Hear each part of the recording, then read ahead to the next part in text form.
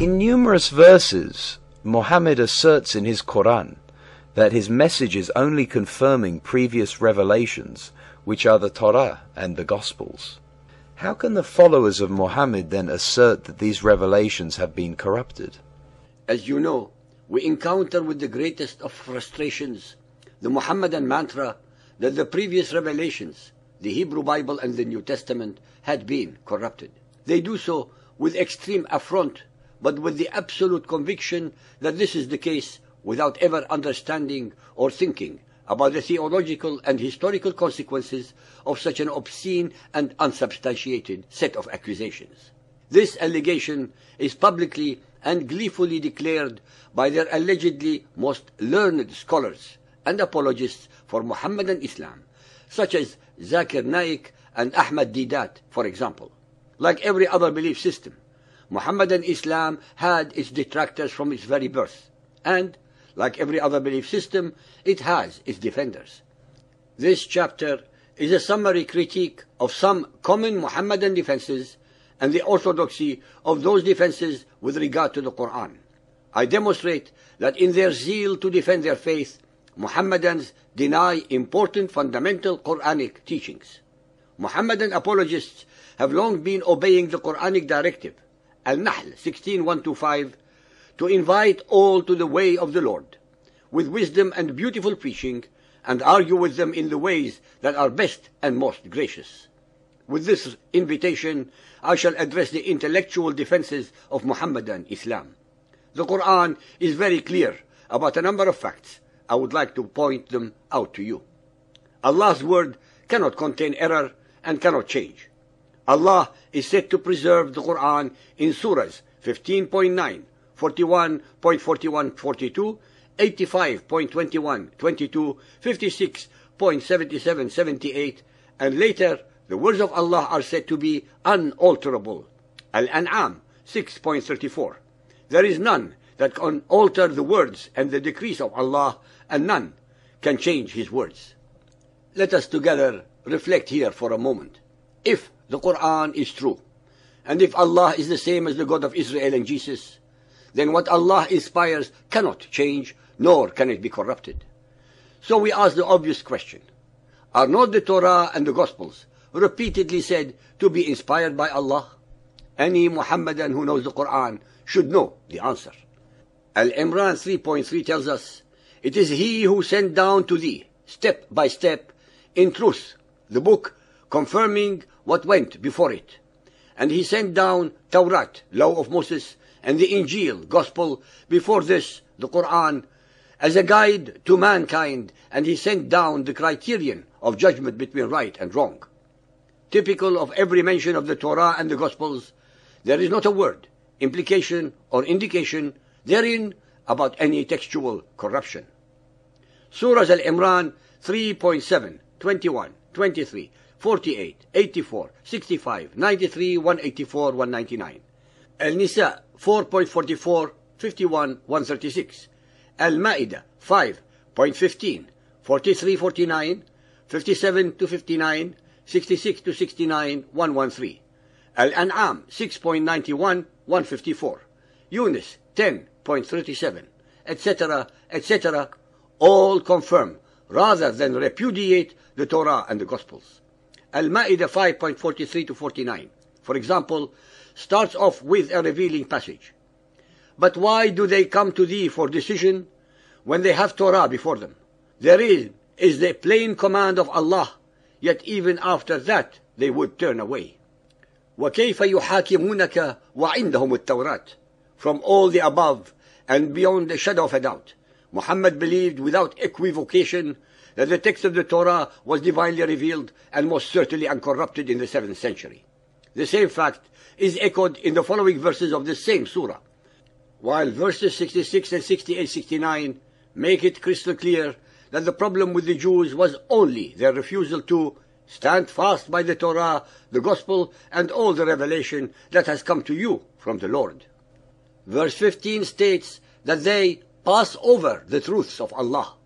The Quran commands the Jews to remedy their misunderstandings by a study of the Torah. Al-Imran 3.93. "Bring ye the Torah and study it, if ye be men of truth. Further evidence of the integrity of the text is found in Al-Nahl 16.43, Al-Anbiya 21.7, and Al-Ahqaf 46.10. Say, see ye, if this teaching be from Allah, and ye reject it, and a witness from among the children of Israel testifies to its similarity with earlier scriptures, and has believed, while ye are arrogant, how unjust you are.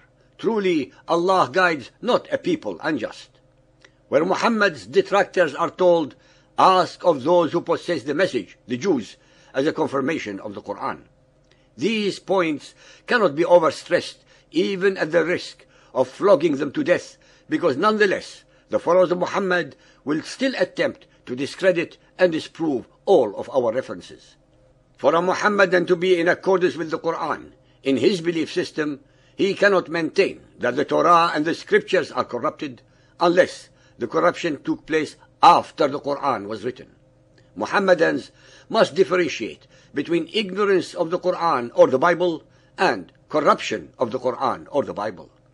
Ali Imran 3.78. There is among them a section who distort the book with their tongues as they read. You would think it is a part of the book, but it is not part of the book. And they say, that is from Allah, but it is not from Allah. It is they who tell a lie against Allah, and well they know it.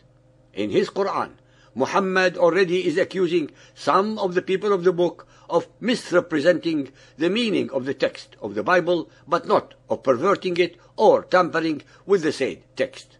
When it comes to the Quran, Muhammadans are quick to point out that false teaching is not to be equated with textual corruption. A consistent interpretation of the Quran requires that the text used to support the textual corruption in the Bible should be treated similarly. The followers of Muhammad have an extremely unpleasant choice either way.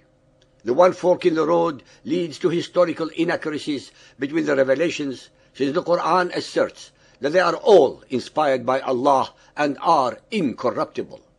The other fork leaves them with an equally serious dilemma, as it gives them a Quran which says the word of Allah is uncorrupted, yet Muhammadans are belying that very revelation in their attempt to defend it. It leaves the Muhammadans with a God that cannot protect his word from interpolations and errors. Furthermore, the apologists who hold to the corruption of previous inspirations are left without a theological court of appeal when they are faced with proofs of textual corruption within the Quran itself, since there are such conclusions. They cannot announce that Allah's revelations are incorruptible while at the same time are defending the Quranic revelation by maintaining that Allah's words were allegedly corrupted regarding the Torah and Gospels. Clearly, this argument is not in accordance with the Quran and hence is not orthodox. Above prove that the Hebrew Bible and the Gospels were not corrupted before or during the life of Muhammad, then the followers of Muhammad have the unenviable task of proving that these books were corrupted after the death of Muhammad. They have to show at least one single original uncorrupted Hebrew Bible and one original uncorrupted set of Gospels upon which they are accusing the Christians and the Jews of having had their books perverted. They have to reveal to the world how this Herculean task was achieved, especially since the Christian priests and the Hebrew rabbis do not agree upon their interpretations of the Messianic era or the Messiah.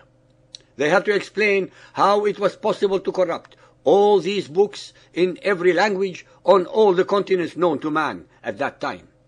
They have to tell us when in historical time this was achieved and how it was possible to rewrite all of these books again in all these languages.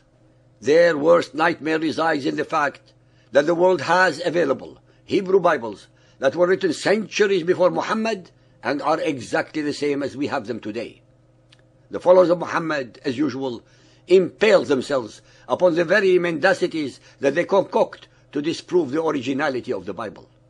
They are so ignorant and oblivious to facts and reality, and so deep in denial, that they do not comprehend the resultant and self-evident conclusion that if the Hebrew Bible and Gospels are corrupt, then the Quran itself is automatically corrupt also, since Muhammad uses these very allegedly corrupted books as witnesses to the veracity of the Quran. Ladies and gentlemen, we shall now await with unabated breath the counter-arguments of the Mohammedans that will enlighten us upon this subject.